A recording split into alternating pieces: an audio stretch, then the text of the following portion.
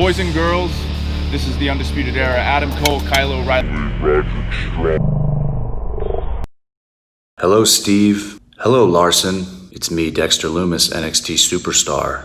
So here's my shout out to the Going In Raw podcast. Clever name. Hey, friendo, Steve here. And Larson. And welcome back to Going In Raw, the only pro wrestling podcast you need to be listening to right here at youtube.com/Steve and Larson. Found wherever audio podcasts can be found.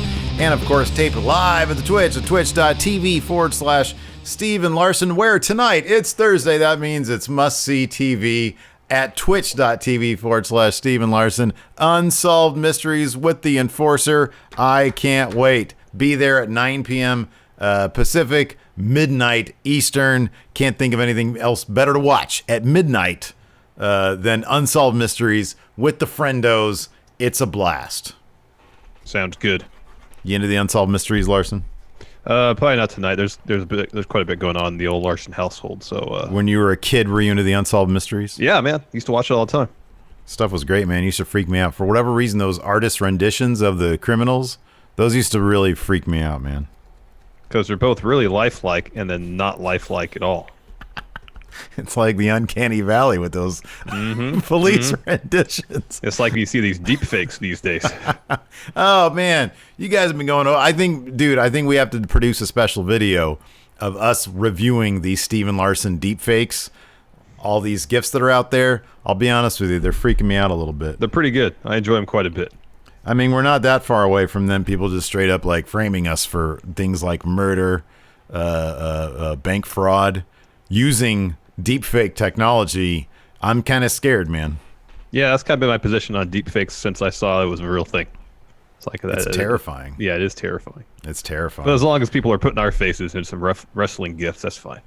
That seems harmless enough. Yeah, I don't mind being replaced. I don't mind replacing Chris Pratt in the epic dance scene in the first Guardians of the Galaxy. I will say, it seems like thus far your face maps, or whatever the technology does or is, maps better than mine. I wonder if the beard kind of messes things up.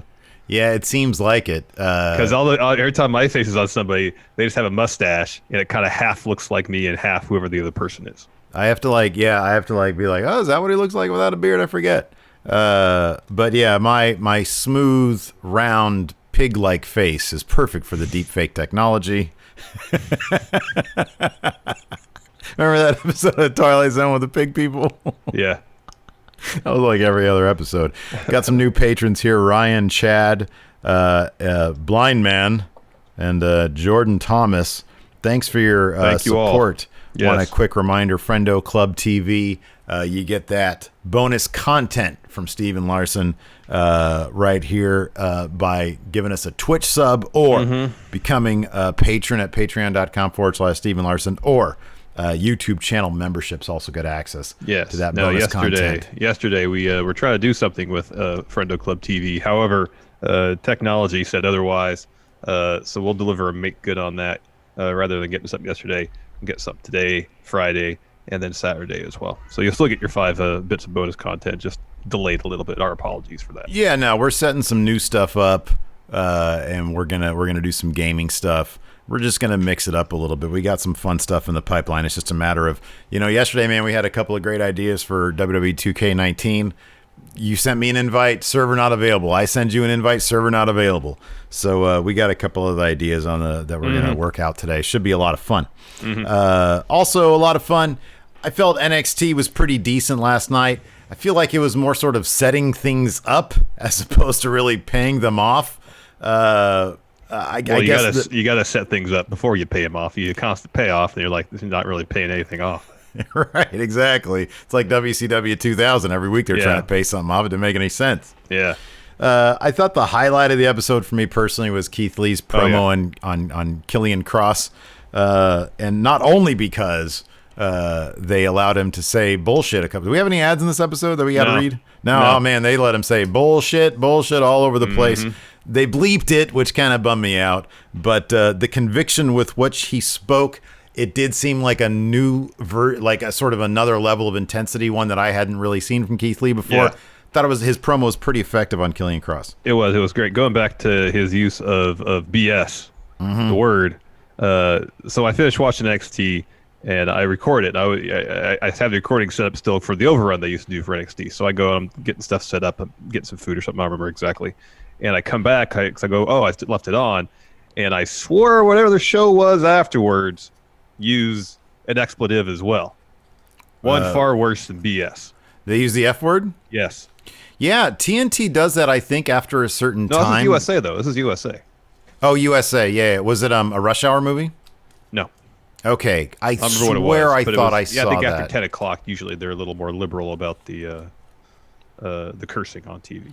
Yeah, I don't know why they feel the need to curse it. Maybe it's a matter of, hey, he said it like 3 times, and like if they're gonna do it, they can only do it once. There's all sorts of weird rules, probably internally with the networks, and well, I think it's just internally. They're not regulated by the FCC, are they? Well, cable is, but cable is pay TV, so I don't think they're under the same restrictions as the networks. The networks TV they have their the FCC. But anyways, regardless, I thought it was a really really good promo. Keith Lee, in my eyes, really can do no wrong, and then Cameron Grimes is the other guy in NXT that really can do no wrong in my eyes. He's fantastic. I guess the only other thing really of intrigue necessarily is this North American title tournament thing that we got going on that's like shrouded in secrecy. Every week we learn new matches that are going on. Yeah. So this week we learned of another match that was going down. Correct. Let's see if that affects any of our math on this North American title scene. Well, last week I said that I was suspecting they were gonna have up and coming stars in this match versus established, because we saw last week Gargano and Roderick Strong failed to qualify for ladder match. This week we saw Finn Balor not qualify for ladder match. So, 2 of the 5 matches in, that seems to hold true. Next week, it's all on the rise talent, I believe. Damian Priest, Ridge Holland. Well, I guess Oney Lorcan's probably the most established, but he's never really come close to even mid-card gold, much less main event. Yeah. So in that sense, no established main event talent.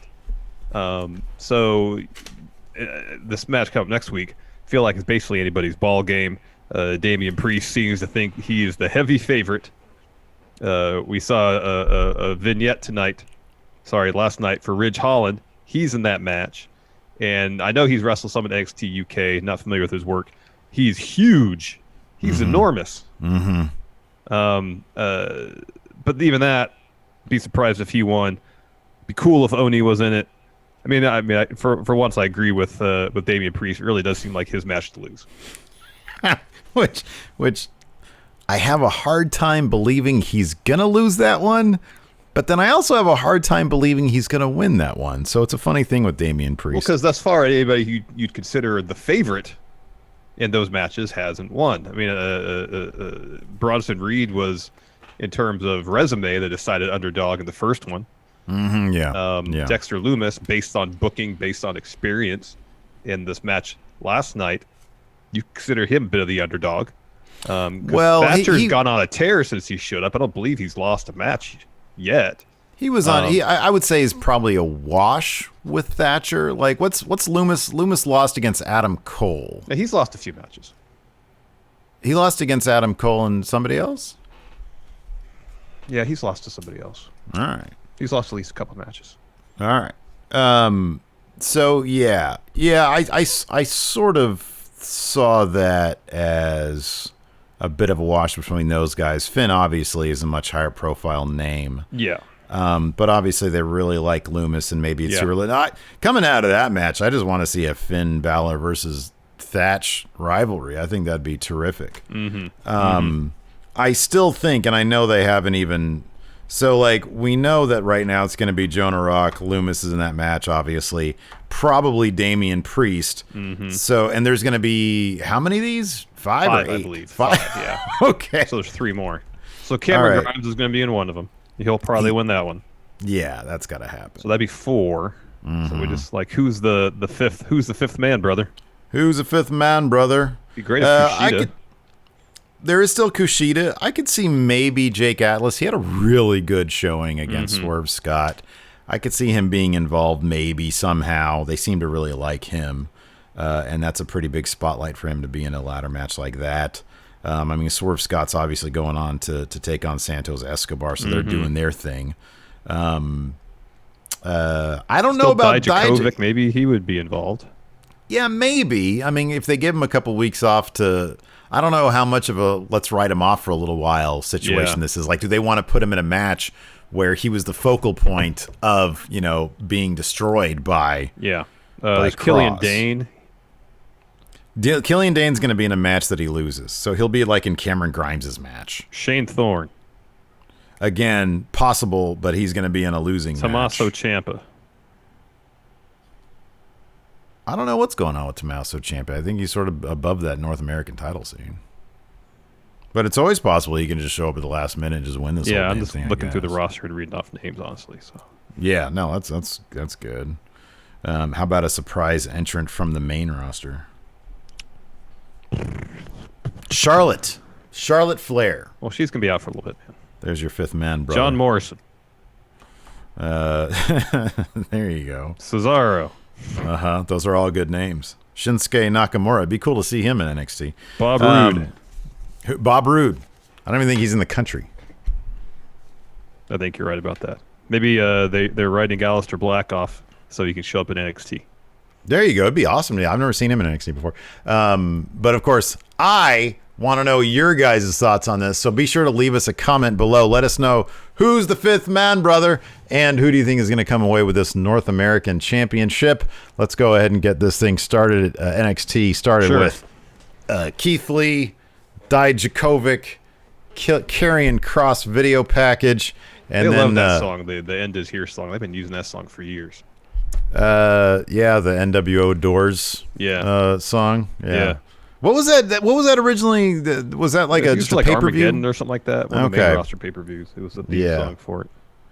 After that, we had Io Shirai came out for a tag match, but she was immediately attacked by Dakota Kai. That turned into a big brawl between the participants of this particular tag match. Io Shirai and Tegan Nox were teaming up against Dakota Kai, Candice LeRae. And this was just sort of a big, just generally speaking, I know this is a proper tag match, but man, this is a whole lot of brawling going on in this match. There was. So apparently that song, The End, is a Jim Johnston original composition. I saw that when I Googled the song. I was like, so what's going on with this? Is this like just... Wow, it dates all the way back to 2002. Zondo here says it was the theme for the Invasion Blow-Off. That sounds right. Asian Murr wants Mr. Chan Chan for the fifth man. That'd be great. This match was fun enough. I'm trying to see if there's any... I liked how this match finished. Io Shirai doles out a suicide dive. That distracted the ref. Tegan Nox comes in with like the sneakiest, shiniest wizard on Candice LeRae. Shirai hits a nasty moonsault. Man, she looked like she was inches away from just... flattening Candice's head. Well, it looks like, she's about inches away from kneeing her in the face. She picks up the pin on Candice LeRae to get the win there. Yeah, good match, good opener. After that, we had a video package. Kayfabe in this whole Adam Cole, Pat McAfee business. After that, we had... Yeah, if there's any doubt whether that was a shoot or work, that kind of settled that, huh? Pretty much. I still maintain the fact that Pat McAfee took Adam Cole to task over using the Undisputed Era to win matches. Oh, that's was totally enough for anybody to realize I know. that this was clearly kayfabe. Anyways, after that we had Roderick Strong versus John Gargano. I'll be honest, man, I was a little underwhelmed by this match. It was good. There were some really good sequences. But then there were some sequences that seemed like, I don't know, like a little clunky. Johnny Gargano just had control this entire match. He was targeting Roderick Strong's arm. Roderick Strong would come back here and there. But by the end, they were on the outside. Gargano was just flinging that arm into the barricade, into the plexiglass, into the ring post, dong. At one point, Gargano put Strong in the Gargano escape, but Strong rolled it over and got a 2 count. But after that, Gargano just dominated Strong. It's sort of this idea that the Undisputed Era is suffering collectively a bit of a shaky confidence after losing all their gold. Yeah. But maybe a pep talk from. See, in one terms their of like members. the actual performance of this match, I thought it was pretty good. But yeah, in terms of the story being told, Roderick didn't get a whole lot in.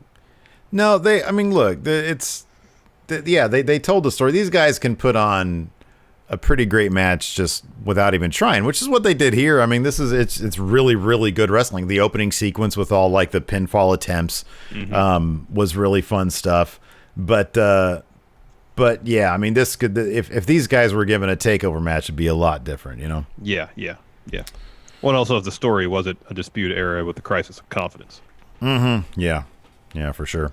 After that, we had Dakota Kai interview. She's asked on walking out on Candice LeRae during the opening tag match. She says, "I don't care about Candice. I'm not a team player. I'm done jumping through hoops to be number one contender. I am number one contender. I'm in EO's head right now, and I want her title." In walks Rhea. As Dakota kind of takes her leave, she tells Kai to come back. Says, "I don't care if you're not a team player, but I do have a problem with you saying you're next for EO." She says, "EO is mine, and if she has a problem with, if she has a problem with anyone saying they're next in line." Yeah, and it seems like Dakota Kai, when she says she's not a team player anymore, it sounds like she's not going to be. Raquel Gonzalez might be. Could be. Yeah, we haven't seen Raquel for a couple weeks. She might be either headed to Maine or just repackaged to do her own thing. I mean, it seemed like there was a story just made to happen between those two right there. I thought they were developing some really solid chemistry together too. I know. They could have been the next. What was Diesel and Shawn Michaels' tag team name? Dudes with Attitude. Dudes with Attitude, man. Could have been the next Dudes with Attitude. After that, we got a Thatch Can interview, where he's no-selling the Finn Balor wrestling mark terminology. He says, "I don't know what this push is that Finn is talking about. The only pushing I like is when I'm pushing on a guy's arm when he's in a submission move for me," or something like that. He says, when I push on somebody's kneecap and dislocates their leg. Yeah. And then he's talking about Dexter Lumis while the camera perfectly frames Dexter Lumis in the background. Perfectly lit, too. Perfectly lit, perfectly framed, lurking on Thatch, and then Thatch, nobody notices except for us at home. Yep. After that, the Undisputed Era, they're in the hallway. Oh, Larson, they're a mess. They're in disarray until Kyle O'Reilly, who I thought wasn't going to be coming back to the performance to Full Sail, rather, because what was the thing about that? My understanding is that he's a diabetic. Yeah. And he thought, for whatever reason, I don't know the ins and outs of it. Yeah, sure. Might putting his health at risk. Yeah. Given the pandemic situation we're in, coming to the stuff, and maybe now that there's more stringent measures in place, regular testing, mandatory mask wearing, and so on and so forth, he feels more comfortable. That could be. Anyways, he said, "Man, I'm back basically because I'm tired of all the Hollywood BS." And he gives them he was off shooting a movie. That was his excuse for not being there. That's right. He gives them all a rah-rah speech. Says, "Hey, man, we're the Undisputed Era. We're a big deal, Yeah. So start acting like it. We're back in business. We're here to change the business." How long is this? Bob Fish has his whole arms tattooed up now. That wasn't that way before. Oh, I didn't even notice that. Yeah, man. It's from shoulder to wrist. It's all tattooed up. Never too old, man. I'm still looking to get a sleeve going right here. I gotta build on this thing. Like he did it all in 2 weeks. Yeah. Well, I don't remember him like really having any tattoos. Yeah. That gives me the green light. What should I sleeve up with, man? What kind of art should I get? The entire roster of Steve W. That looked pretty cool. Man. I'll tell you what. Hey, if we get to 5,000 subs here on the Twitch, I'm gonna don't make promises, man. I'm gonna put Rawgate Mutant on there, but here's the thing: it's gonna be part of the larger sleeve, so it'll be hidden, like on my tricep or something like that. It'll be back here, and then it'll be hidden with a bunch of other cool like space stuff. Maybe I don't know. Maybe some Jack Kirby drawings. All right. I don't know, man. Maybe let us know in the comments. What should I get a sleeve of? I think you should just get Rawgate Mutant's arm, just like every little bit of mutated flesh, just one for one transposed from his arm to yours. Okay, that's cool. Jorge has a good idea. My husband Brian Cage, I can get that tattooed on me. Not a bad idea. S Heart B. After that, we had Shotzi Blackheart versus Mercedes Martinez. This is a fun match. Mercedes Martinez is such a great entrance, man. That's awesome. Of course, now she's part of Robert Stone brand, so Robert Stone and Aaliyah came out full of confidence in their new assignee, and that confidence paid off.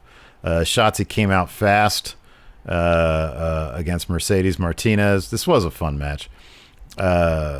Shotzi got distracted by Stone. I don't know why I put Mercedes distracted by Stone. That didn't make any sense. Shotzi is distracted by Robert Stone. That's like a Larson level mistake in note-taking. If you want access to my Steve notes, Patreon, Twitch sub, or YouTube channel member. Larson notes are only for Larson. You're all caps, mad ramble, just like dozens of pages per episode. Oh, it's way too copious, way too intricate, because we don't usually cover like 90% of what I write down, but I write down anyway, so I know it's there. Does your note taking scratch an OCD itch of yours? No, I don't think so. Because they are very detailed, and I wonder if that's like low key satisfying for your old noggin. No, it's not. I gain no satisfaction from them, nor do I feel any anxiety taking them. So it just feels like an obligation. Okay. All right. Part of the job description. Huh? So, anyways, Mercedes distracts off the distraction by Robert Stone on the outside, but eventually Shotzi regains control. The Sunset Bomb gets 2 with that. Shotzi remains in control until Mercedes Martinez comes out with like a nasty spine buster.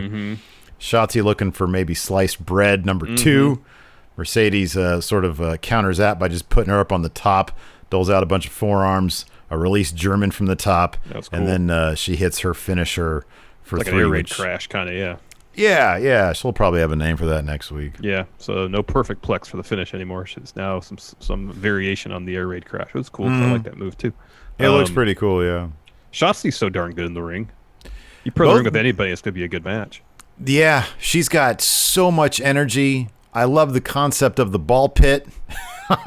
She is terrific. She really is. Her design, her aesthetic, oh man, it's just something to be admired. Next, we had a Ridge Holland video package talking about his days playing rugby. He was too violent for that sport, so he got into professional wrestling. He's a big dude. He looks enormous. He's a big dude. He looks thick, muscular, enormous. Yeah. And so he says, I'm coming for that North American title. He's debuting next week in a qualifier for North American title. Yeah, that's a welcome surprise. I've been looking forward to seeing it because I don't really watch UK, and I didn't see any. If I saw this video package correct, he had the obligatory Jack Stars match. Yeah, that's correct. Pretty sure he dominated that one in that particular montage. Yeah, poor Jack Stars. Gareth Nicholas here in chat asks, at 1,000 subs, can we get access to Larson notes? I'll consider that. Oh, that's got to be an instant yes, right? I'll consider that, yeah. That's a great one. Thank you so much, J Ray B, for the cheer, for the bits. So Keith Lee comes out. He's wearing his my summer outfit of sleeveless shirts and sweatpants shorts. Well, they're pants, but they're just kind of pulled up. Did he just pull them up? Is that what it was? Yeah. Okay, they look very comfy. Yeah, they did. Anyways, he's very serious, very intense. He says, we can talk about. This is what I loved. He referred to him as Dijak. I know. I noticed that too. I love, man. Why don't they just read it? Enough of this Dijakovic stuff. No. Dijak. It's a great good name. You can even call him Dominic Dijak. Yeah. But the last name's got to be Dijak. Yeah, Dijak's such a great last name. Mm-hmm. So he says, we can talk all day about Dijak saying, no, don't stop this. But the reality is Dijak is a grown man and he'll be fine. On the other hand, this man that seems to think the sound of sand is the sound of a clock. Kross, you have clearly made it a point that you want my attention, you want this title, and you've done so much extra bullshit. And then the crowd, this was kind of surprising. They all gasped. They gasped and they started chanting bullshit, but it was not really like precise enough for them to like bother to do it over to bleep it, I guess. Yeah. But I thought that was really cool. They let them do that. And he says, all your extra bullshit means nothing if you can't come to me face to face. So here I am, face to face, man to man. I'm calling you out. And instead of Karrion Kross, we get Cameron Grimes. Oh dear. He's wondering why Lee isn't talking about Cameron Grimes. Cameron Grimes. Says if anybody should be upset, it's Cameron Grimes, because Lee gave away the North American title before he could take both his belts off him. But he's here to say he's taken that NXT title. So he's doing all this with Keith Lee is just fuming his back to him. Oh, and Cameron Grimes is being extra annoying. Which is saying quite a bit. And he says, Keith, turn around and look me in the eye. So Keith turns around, grabs him by the throat, like stares at him, and then tosses him in the ring. Grimes kind of stumbles in the corner. Lee hits him with the clothesline / corner splash. Lights drop. Scarlett walks out to the ramp. Grimes takes a leap at Keith Lee. Lee catches him, hits him with a spirit bomb. I don't know what Cameron Grimes is thinking there. Oh, man. He lifted him up so that was more like a last ride. He hit him up so high up in the air and just threw him down. And then Karrion Kross shows up on the Tron, asks Keith Lee what kind of man stands by and does nothing while his friend suffers. He did that. Lee did that. And now he has to live with that. But now Kross is going to present Keith Lee with two choices. The easy way, you give Kross his shot at the NXT title, or the hard way, which Keith doesn't want to know, because everyone will suffer. TikTok. Lee grabs the mic, says, Kross, you talk about choices. You can pick the time and the place, and I'll whoop that ass. It was great. Keith Lee was great. Phenomenal. Keith Lee was great. Cameron Grimes is one of my favorite things in wrestling. I've had it in my head that maybe this is all a storyline not to elevate Karrion Kross. If nothing, just make him legit, send him off to main roster. What if the inverse happens, where this is, all right, Keith Lee, we're going to give you your NXT title reign, a brief one. But, you might lose this to Kross, up to main with you. After SummerSlam. Yeah. That's a possibility. I'll be honest with you, man. I kind of hope that this is just a longer story to elevate both guys. Yeah, obviously. So let's take each situation. Let's say nobody's going to main roster. I think it's probably more likely that Karrion Kross would go to main roster, and they're just figuring out the nuts and bolts of his entrances and stuff, because it's very elaborate. You want to make sure that's set before he goes to Raw. Yeah. But let's say neither man is going. I find it difficult to believe that they would elevate Karrion Kross just to have him lose in his first big match, just to elevate Keith Lee. I think that a really fun story could be told where Keith Lee comes up against a guy who not only, pushes his limits, but is actually able to beat him. I mean, it's sort of a mix of Rocky 3 and Rocky 4, where Rocky gets beat by a guy and then has to find his confidence again. I think that's a really interesting story for Keith Lee, because he's so human. Like he's this perfect dichotomy of a very, very human, very relatable person and an unstoppable force. So we'd feel it so much more if this unstoppable force gets annihilated by this Karrion Kross guy. How does he come back from that? That is the story that they really should be telling here. And I'm all about it. I'm looking forward to it. I really hope that's the route they go, because it's easy to view basically any NXT feud through the prism of, well, who's getting called up after this? Oh, yeah, sure. Yeah, absolutely. So. I do think, though, also that because Karrion Kross has been built up so much, and there hasn't been anybody else that's been built up to this level, I find it difficult to believe that they would just go ahead, have Karrion Kross lose, go to main, and then you have to start from scratch to build up somebody who could pose a threat to Keith Lee. Like, if this guy can't do it, nobody else conceivably on the roster in NXT can do it. Yeah. Yeah. I thought that was a pretty solid. It was great. It was a great segment. There, yeah. Next, we had a brief Lumis Balor Thatcher video package, and then a brief match between Imperium and Everrise. Everrise got a little bit of offense in, not much. Eichner hits a spine buster on Parker. Onto Martel. Imperium goes on a run, hits the European bomb for the win. They grab the mic. They say they are the standard bearers of the NXT tag division, and they have returned. Out comes the Undisputed Era in full force, all four of them, and they just beat the heck out of Imperium. Just beat the heck out of them. Man, the NXT tag division is basically non-existent. Non-existent. Like non-existent. They got to start all 15 guys in this North American tournament. They got to start pairing some of these guys off, man. Because geez, it's Everrise, it's Imperium, It's Breezango, yeah, Undisputed Era. Yeah, there's not a lot going on there. After that, we had this wonderful little Bronson Reed mini documentary. Yeah, that was really good. I thought it was cool, man. I love these things. I think they're great. This is the kind of thing that I want to see. If main roster wants to do something with Aleister Black, let's see something like this, you know? Anyways, he talks about how supportive is this his wife or girlfriend? I didn't catch it. I didn't catch that either. But Okay. yeah. His lady, his sugar mama, paying for his wrestling school, supporting him. Very grateful at that. What I found interesting between this one and then, sorry to interrupt, the Swerve one they did a week or two ago, which they find something outside of the world of wrestling. In Swerve's case, it's doing the music, being in the studio. With Bronson Reed, it was street art. Mm-hmm. To use that as a segue, something broader, and use that as a segue into the world of wrestling, which I found interesting. This is a framing device that they've been utilizing, at least over the last two things. It's such a great way to humanize a person. Let's just see what they're all about. Let's see who they are. I love that kind of stuff. They did the same AEW, the same thing with Scorpio Sky. I don't know why they don't do more of those. You know? No. It's just they're so effective. They're so effective. Like, if you know who a person is, you understand what there is to grab onto and why you're cheering for this guy, you know, instead of him just acting nobly in the ring, you know. So anyways, find out why they're noble or a heel or whatever, you know. Exactly, yeah.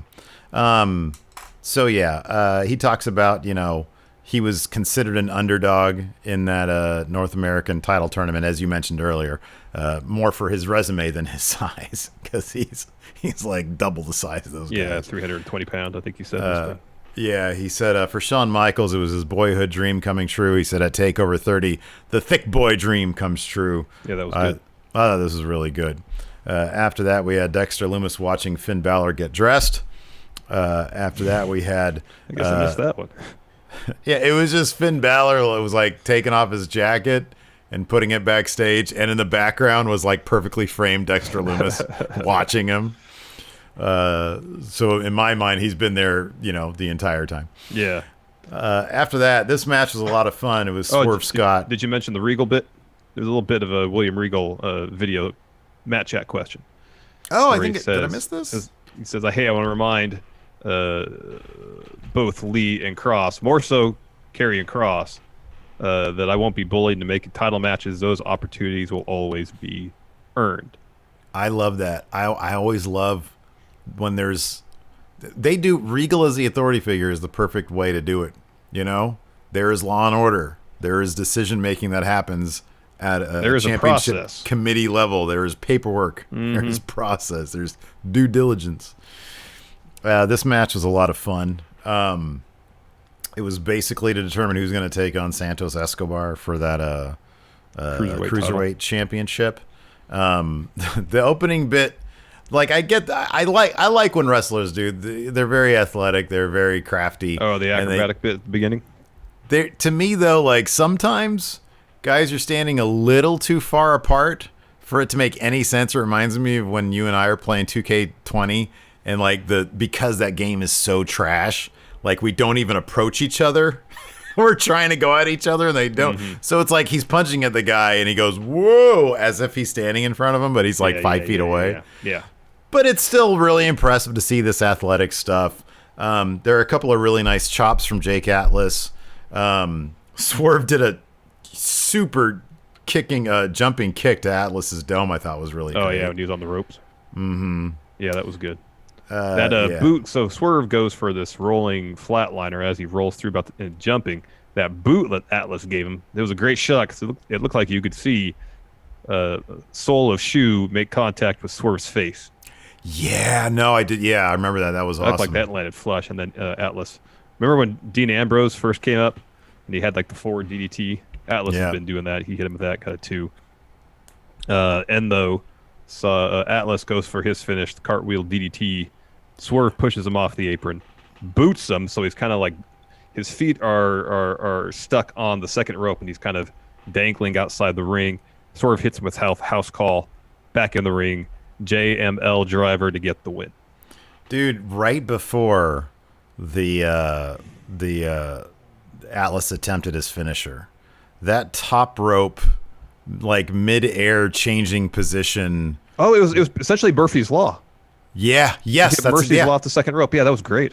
That was insane. That was so nice looking. That was so great. Yeah, that made me and sit I'm up just straight. thinking, like, dude, that's got to be your finisher. If you can somehow, because like the other finisher, I think is number one, less impressive, more wonky to pull off. Like, how can you pull that off, really? But like that top rope, man, that was beautiful. It's real easy to watch as much wrestling as we watch. I'm sure a lot of people out there watch, to see matches and see a lot of really cool stuff and be like, all right, that's cool, but very rarely these days will I see something actually do this. I know. And when he pulled off that Murphy's Law, I was kind of slouching in the chair. I was like, oh wow, lean forward, Yeah. sitting up straight, just I waiting was for trying that to- replay to see it again. I was trying to listen to see if they had like a name for that, and they didn't. And that's when I always know somebody's doing something new, when like Morrow has to like all of a sudden invent what he just saw. And I think he just sort of stuttered through whatever he thought it was. That was a terrific move. That was something else. Jake Atlas is really special. Yeah, he is. He's really good. He's really good. Next, oh dear, Damien Priest interview. I love it. I love it. So, Hey, dude, why? So, can you name the 6 other things on his mind while he was doing this promo?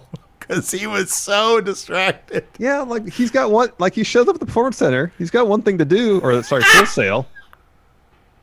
Yeah, You can basically see him doing this. yeah.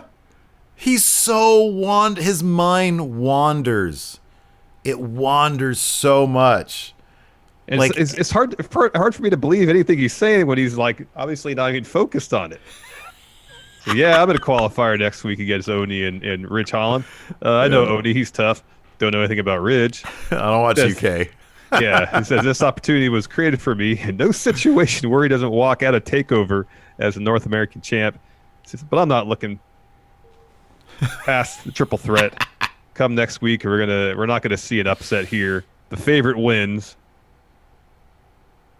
Then smooth sailing the TakeOver for my reign of infamy begins. You know what I really need to do? I need to go back and I need to get that interview, and I need to add a bunch of like Foley, like a bunch of like, a window crashing as he know. looks off camera. I know, man. Some shouting, some like, a domestic argument happening off camera. Priest he's my favorite. God, I love him so much. He is the Baron Corbin Oh, of this 100%. class of NXT. 100%. And he's going to give Baron a run for his money for going in Raw Wrestler of the Year. Yeah. Oh, yeah. For sure. And I'm not just talking for 2020. I mean the actual award. The award is now named after Baron Corbin for the Going in Raw, the official Going in Raw Wrestler of any year. It's the Baron Corbin Award now. If Damien Priest continues on his current trajectory, he might eclipse Baron. Oh, man. Entirely possible.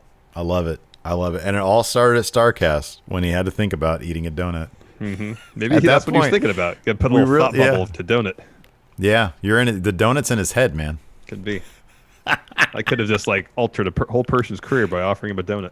I think you did. Hey, he might win that North American title, though, so you might have helped him. The So way he after was that- talking about how he was a favorite, there's nothing stopping him from walking out. What if we learned about Damien Priest in NXT? Hubris gets him nowhere. Yeah, the more losses he eats, the more momentum he has. Yeah, that's his attitude. The more infamous he becomes. Exactly, yeah. Did they change Dexter Lumis's music? I thought so. Bummer.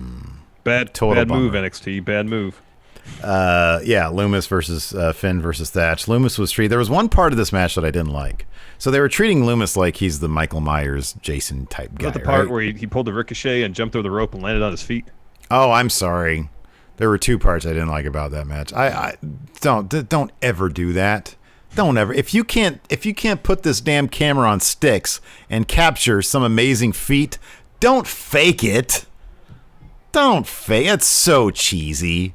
So yeah, there was one part of the match when Thatch and Finn were on the outside. Dexter Lumis revs his engine, comes in and runs and does like a flip out of the ring, but then they do this really awkward cut of him sticking it. I know. And Finn and Thatch. I mean, it's a great gif, but it was obvious that they faked it. It was so obvious. We got a raid here from Zicky Dice. Oh, Zicky Dice. Thanks. Thank you very much. That's really cool. Thank you. That's so nice. So yeah, I didn't like that. The only other part I was like, man, they should tell him not to do that was, so, okay, if Michael Myers or Jason are in dire straits in a particular horror movie that they are featured in, do they ever scream out in pain? Do they ever say, no? Dexter Lumis was in a submission hold from Timothy Thatcher. Yeah. And the camera barely caught this, but he screamed out in pain and he yelled no. And as far as I know, that's the first time we've ever heard him vocalize anything on TV. Yeah. And I just feel like if his character is like supposed to be a Michael Myers type, he shouldn't say anything. He should just struggle and look like he's trying to get out of it, but don't show him in pain. Yeah, agreed. You know, that could be one of those things too where it's, I mean, I don't know what you know, Samuel Shaw's character work was like prior. Maybe there's just some things that are muscle memory. That totally could be. That could have not even been a directive from somebody. It could have been those things where it's just a bit habitual. And yeah, I mean, I get he's trying to say, hey, this hurts. I'm trying to sell this for my opponent here, make him look good. But I don't know. I think character-wise, just do the thing like, you know, when Jason gets, you know, surprised by some sort of trap. Right? He's like sort of stumbles around and trying to figure it out. I was kind of surprised you only gave this match about 15 minutes, too. But then I watched it and I'm like, okay, that 15 minutes for the story they were telling was enough. Yeah, I wouldn't have wanted this to be like a takeover length match. I thought that it was fine. I mean, they treated Lumis like big scary Jason type, and I really liked the finish. So the finish saw Thatch and Finn going at it. Lumis has been tossed outside, and Thatch puts like an ankle lock, like a knee bar rather on Finn. And so Finn is sitting there, he's trying not to tap out. Lumis like slides back into the ring and he does the weird sliding thing across the ring. He sort of just looks and studies Thatcher's head, and then he puts him in silence, his submission. Yeah. And Thatch passes out as he lets go, obviously, of Finn because he's passing out. Finn starts selling his knee, and Lumis gets the win because Thatch is passed out. Yeah. Yeah. So, yeah. There you go. That's that NXT. And included in my Steve notes are star ratings for all these matches, and you can get access to the Steve you didn't notes. say what they were. What were they? Well, I don't want to disrupt the flow of the show, you know. Well, let's run them down real quick here at the end. All right, fine. It's time for the who's sponsoring it. It's time for the Zicky Dice Steve Star. This is sponsored by Zicky Dice and his raid, the star ratings. That match I gave 4.25. Wait, which one? The main event. Wow. I gave let's see here, the Imperium Everrise match 2 stars. Wow. I mean, they wrestled a match. Why wow on that one? Well, I mean, both of them are pretty generous in my estimation. Anyways, continue. Mercedes Martinez versus Shotzi Blackheart 3 stars. Not generous at all. This 3 stars. It's a pretty good match. Yeah, I thought that match was way better than the main event was. Like in terms of what's the it's subjective. I understand. I'm trying to find consistency within your own ranking system. Anyways, continue. Okay, so that's fine. No, I thought the main event was really creative, really well wrestled. I mean, yeah, there was that editing thing, but whatever. I can't get enough of Thatch's face. That's awesome. Thought it had a clever finish. 4.25, and the match really meant something. It was the main event. Plus, it was for a spot in this North American ladder match. All that to me says 4.25. Yeah, you got Shotzi Blackheart. You got Shotzi Blackheart wrestling a member of Robert Stone brand in a match that was like 7 minutes. It was fun enough. The wrestling was solid. 3 stars. I think that's solid to me. I mean, the Imperium Everrise, nobody botched anything. You know, it's 2 stars. The tag match, I gave that 3.25. Candice LeRae and Dakota Kai versus Shira Knox. 3.25. All right. It's a fun enough match. And then Strong versus Gargano, 3 stars. Interesting. They underperformed to their ability. See, I don't think they underperformed to their ability. I think the story they told is what failed the match, not so much their performance themselves. They were given 8 minutes or so, 9 minutes to go out there. The performance of the actual story they were telling was fine. I just don't like the story they were telling. This did Roddy no favors. Yeah, I don't disagree with that, but I got to factor all that in with my star ratings. So there you go. There's my star ratings. All right, fine. I would actually. I think it'd be really fun for you to start doling out. So what were they? Your own rating systems. Here, do some questions. I'll do my own. Okay. First up, on the NXT QA thread here on the Patreon, Andrew Jocelyn says, "Greetings. Do you think Karrion Kross has a TikTok account?" Okay. Probably Alex not. Foster. What? Yeah, probably not. What NXT wrestlers would you guys have a run-in with besides the Undisputed Era? And why do I feel like it would be Steve's fault so that Triple H intervenes? So what will we have a run-in with? What NXT wrestlers we have a run-in with? Besides the Undisputed Era? Like, who would we run in on? I don't necessarily understand the nature of the question. I don't get that.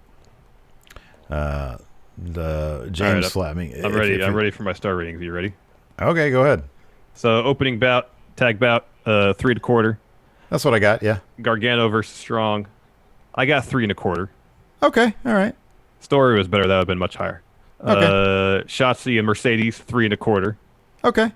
Short, but the performances across the board are really good and told a story. You're only a quarter away from me on all these. Imperium versus Everrise, 1 3/4. Yeah, you're a quarter away from me. Okay. Squash match. Did you give a rating for Swerve versus Atlas? Oh yeah, I gave this. It probably should have been more, but I gave it 3 3/4. See, I got it like a 3. I think the acrobatic stuff at the beginning kind of really took away from the story. Yeah, a little bit. Oh wow. Like, the finish was good, but before that, I was like, "This is." I don't know. Okay. Fun fact about this: I probably would have given it 3 1/4. Yeah. If not for the second rope Murphy's Law. That was great. That alone put it up there for me. That was great. Yeah. Like, I don't mind the acrobatic stuff, but we mentioned before about how like the space between the competitors, but it's not tight enough. It doesn't look believable. It looks goofy, and it looked kind of goofy to me. Yeah. That's why I kind of knocked that one. In the main event, I got 3 1/4. Oh wow. Okay. Interesting. Yeah, maybe I gave that a bit too much. Oh, 3 1/4. I gave it 4 1/4. Yeah. Okay. The main event was good, but I don't think it ever went more than good. Mm-hmm. Yeah. Yeah, Anyways, maybe I was a bit too generous to that one. I could see that. I like that conversation though. You should keep doing that. All right, fine.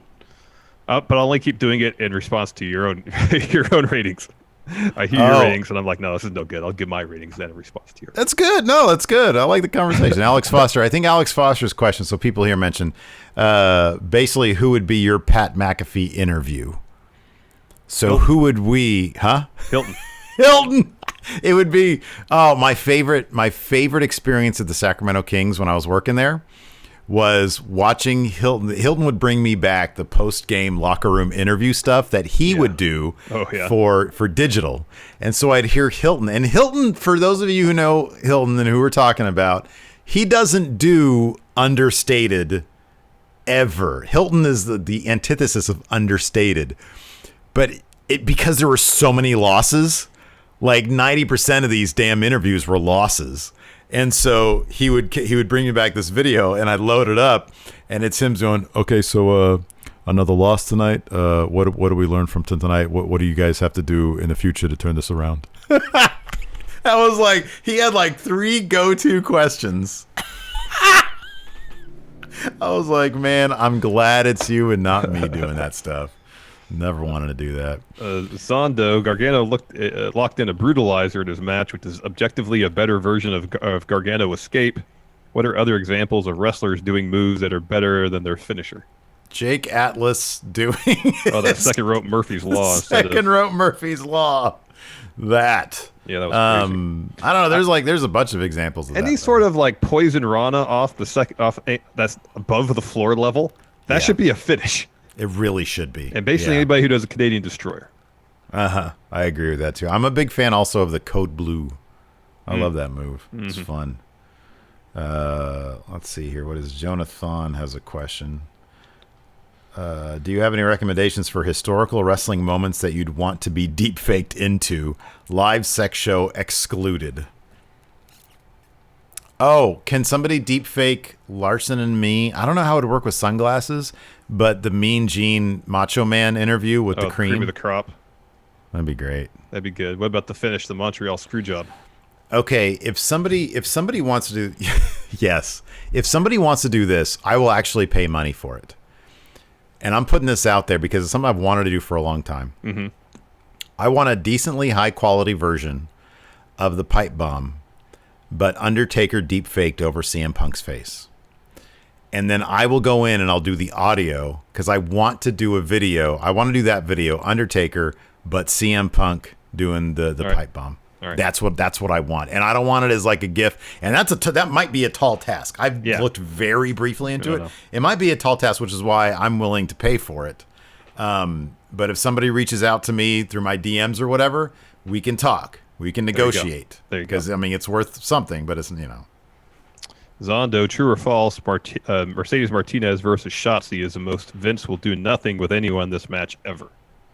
I don't know if that's the case. Oh, I think Shotzi stands out big time. Big time. I think he would totally see something in Shotzi. I really believe that. And I think especially because she so stands out in the Performance Center, like with the crowd and stuff, I think she's going to be a WWE MVP for a long time. Yeah. Dang MQ, did you guys see the Kairi Sane video package on WWE's YouTube? Asuka's comments about being lonely before Kairi got called up was heartbreaking. No, but that sounds heartbreaking. Hey, can you plug out and plug back in? Thanks. James Fletcher, what is your guys' favorite item of wrestling merch? I got an amazing Pineapple Pete Shuggy D shirt, which is amazing. Wow, that's really cool. But your favorite item of wrestling merchandise?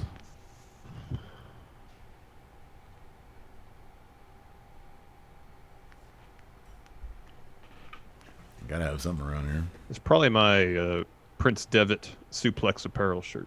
Oh yeah, that's a nice Prince's one. Dead shirt. It's a good looking shirt, super comfy. Mine these days is the Britt Baker shirt with her bloody nose picture, and it's got like the Kiss style logo, like with Britt. Because like the other day I was wearing it. Lacey always gives me shit because I do wear that shirt a lot. Like you see it every once in a while here on the show, at least once a week. Yeah. But outside of that, I wear it a lot. It's basically glued to you, huh? It pretty much, yeah. It's so comfy. Because I took the sleeves off of it.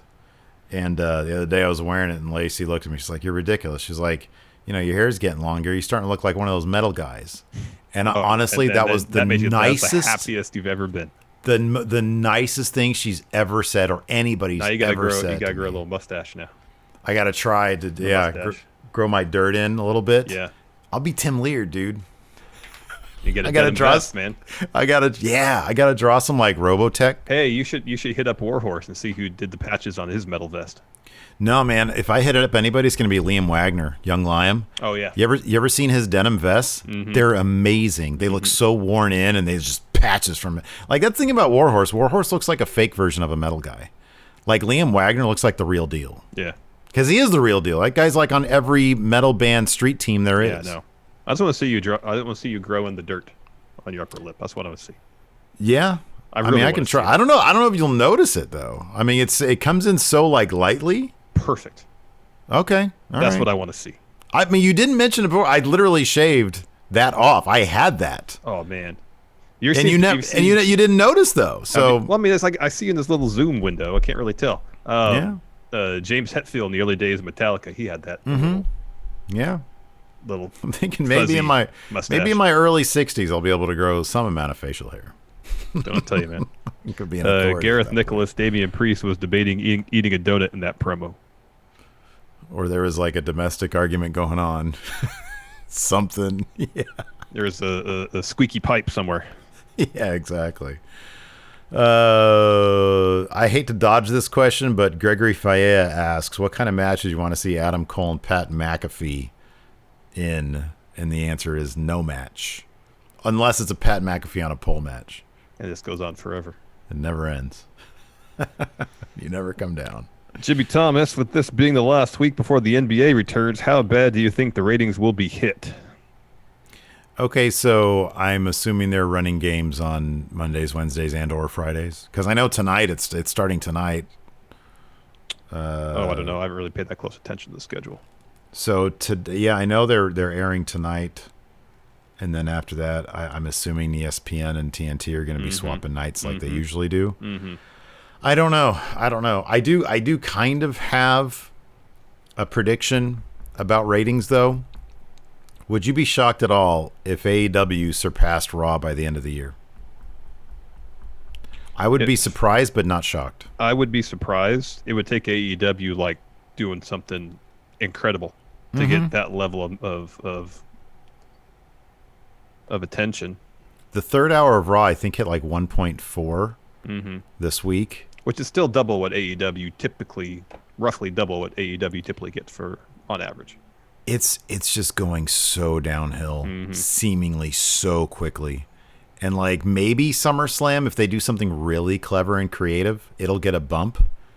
But man, if AEW continues to build the the goodwill they have with fans, if people continue to tune out of Raw and tune into AEW, maybe not by the end of the year, but that trajectory, if fans don't come back and if WWE's creative doesn't sharpen up, I can see that happening, man. AEW's product just looks more fun when you've got all the people at like ringside and stuff. Like, it's still not my favorite. The NXT is still my favorite thing, but I mean, I could see the appeal. Yeah. I could totally see the appeal. AEW is the most fun wrestling show week in and week out, at least that I watch. Asian Murr, can we just review the deep fakes for Friendo Club TV today? We might actually do like a proper channel video for that. Maybe, yes. Isaldes, okay, my mom asked me this and want your opinions. Why didn't NXT just replace SmackDown Live? And would that help NXT do better in the ratings? Thank you, friendos. Why didn't NXT... Wait, what now? Why didn't they just make NXT the Friday show, essentially, I think is the question. I don't think Fox would pay $500 million for what WWE still kind of considers a developmental brand. Yeah, what would happen to SmackDown? Well, there wouldn't be it'd just be Raw would be the main roster show, and NXT would be the second brand. Yeah, I think business-wise that'd be a terrible move. Dog Authority figure. 3 trades between NXT and AEW that would benefit both brands. So first and foremost, getting XLAX over to NXT. I would do 2 things. I would do. I wouldn't do. I think XLAX is. I would do this. 2 tag teams, SCU, and I'm talking about probably Kazarian and Scorpio Sky, not Daniels. Send them to NXT. Send XLAX to NXT. You send 2 women in exchange for that over to AEW. Yeah, that's what I was going to propose to. Probably Candice and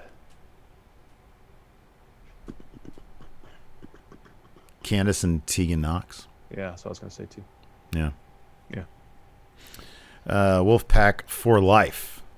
Do you get future version of Shayna Baszler vibes from Mercedes Martinez? I do think that there are similarities, but I also think that's why they're trying to brand Mercedes Martinez in a different way, especially with her entrance. Yeah.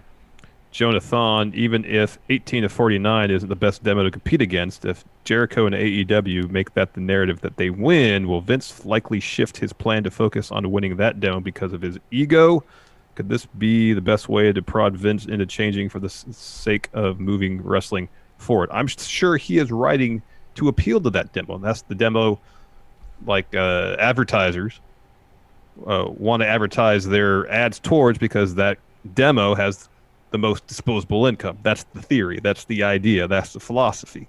So I'm sure Vince is trying to write Raw and SmackDown do, in comparison to AEW, great numbers in the 18 to 49 demo. It outpaces AEW in that demo. I think Raw usually gets around like a 0.45 or so. This past week was the first, or last week was the first time that AEW beat Raw or WWE at all in any demo at any time. And it was like 1 hour in like the women's demo of like, I don't know what the age group is, but they did do that. But yeah, Raw and SmackDown do incredibly well in that demo. Yeah. Except they do even better in comparison to the AEW in the 50 plus. Yeah. And that's still, I have no idea why. I mean, I guess I could guess that, you know, because AEW is the product of several things, including being the elite, which obviously being a YouTube product would skew younger, and they brought a lot of people over perhaps to Dynamite. I can understand, but NXT's demo being so heavy in like that super old age group is really kind of weird to me. Yeah, it's interesting. It's interesting. Jorge D, how would you guys book Cameron Grimes? Cameron Grimes! It's Grimes time! Oh, man. I don't know. I just let him be himself. I mean, he'll probably be... his North American qualifying match is probably going to be Killian Dane and another big man. It's going to be like the inverse of what we saw with Jonah Rock. Yeah. And he's going to find a clever way to get those big men to take each other out. Then a cave in and he's won. Okay. It's good. Ryan K. Lamb, Larson, you need to give your ratings in how full the water bottle is. Like a good match, it's a full bottle, 2/3 full, half full, 1/3 full, quarter full. Finally, empty bottle for a dud. It's kind of convoluted. That's not a bad idea. I don't want to go stars. I want something else. So I like the idea. It'll get the wheels turn in my head. Yeah, dude. Something great. Sounds good. I'm going to stick with a tried and true. I'm a traditionalist. Boring. Hey. Wow, that's so rude. Be new, coward. Wow. Just throwing all sorts of expletives at me. Don't White appreciate Dry it. 92, with the Kings playing tomorrow, who's going to get stuck watching SmackDown? Who's watching the game instead? I'll just DVR the game. If we win, I'll watch it. Actually, I'll probably watch it regardless. I'm looking forward today. I think at 4:30, 3:30, something like that. Let's see here. Zondo says, so on demos, would AEW beat Raw in 18 to 49 if they were head-to-head? No. Probably not. Julio Contreras. No, AEW that would be a terrible move for AEW. Yeah, that'd be a bad idea.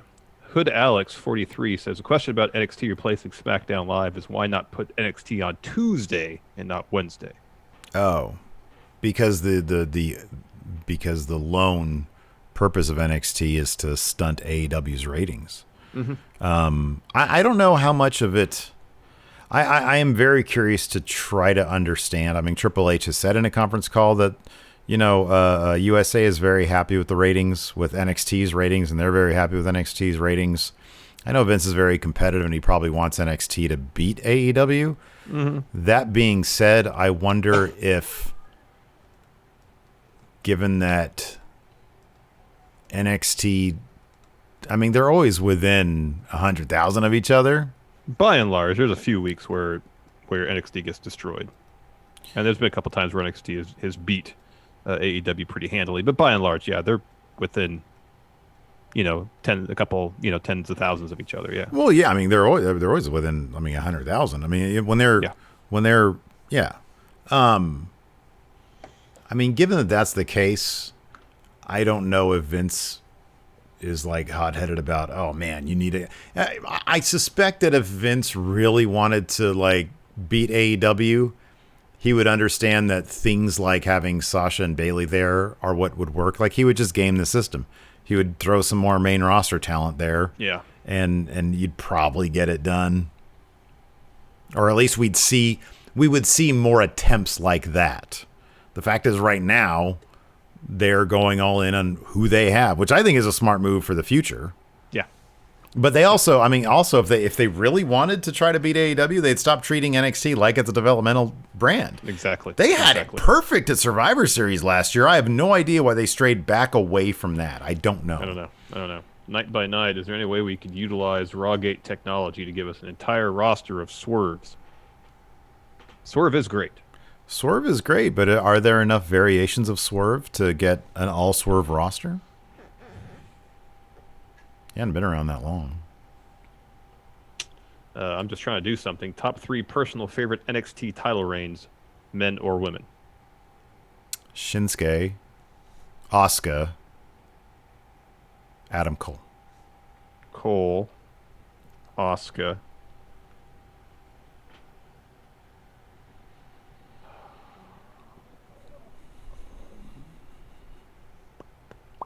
You're going to say Andrade, aren't you? It was relatively short. He didn't have that belt for very long. He had some really terrific matches, though. Yeah, I'll say Andrade then, because his match against Gargano was one of my favorites. Julio Contreras has a great question. We didn't even talk about this. What are the odds Dexter Lumis actually landed the Ricochet spot to the outside, or how many tries did it take? I don't know that they actually tried it. He probably said, dude, if I try that, I'm going to blow my knees out. He probably did the tope, landed on a crash pad, and they did a thing where he just jumped off the apron kind of a little bit into frame on that shot with Finn. That's probably how they did it. Yeah. Yep. Alex C., if NXT stopped airing on Wednesday, how many viewers do you think AEW would get weekly? Do you think they'd pull 1 million? Maybe. I think they would. They'd at least get close. I think they'd pull 1 million. I haven't checked like the +7s lately, and we still don't know how many people still just watch it on the network. Yeah. So I am kind of curious as the only to, info I've seen about the +3s or the +7 is from Meltzer, and he said from Meltzer. So, and he says that AEW like outperforms NXT in that regard too. pretty handily from what Yeah. he has said, if I recall correctly. Yeah. Yeah, I don't know, because NXT still like in the top, WWE, well, Wrestling Observer always has, or usually has, the top 8 or 7 or 10 performing shows on the network, and NXT week by week is still really high up there. Yeah. I have no idea if that means it's 5,000 or 50,000. I don't know, or more. Yeah, who knows? Tim Morris, he has an AEW question. He says, with the Dark Order full to the brim, when will we see a Dark Order sold out pay-per-view? It's funny, man. It's going to be a while. As much pushback as there's been on the Dark Order, once Brody Lee showed up, they just kept on going with it. So Yeah. I would like Dark Order to get to the point where they're actually feared. Like, I would consider them a threat, because I don't. I understand that whatever match they're in, unless it's an obvious building block match that serves them to win, they're going to lose. Probably. Yeah. Yeah. Yep. That's all the questions I have here. Same here. All right. Well, thanks everybody for tuning in. We appreciate it. We'll have a news brief later on today and tonight. Of course, the Unsolved Mysteries live stream with me and the Enforcer. Thanks everybody for tuning in. We appreciate it. Until next time, we'll talk to you later. Goodbye.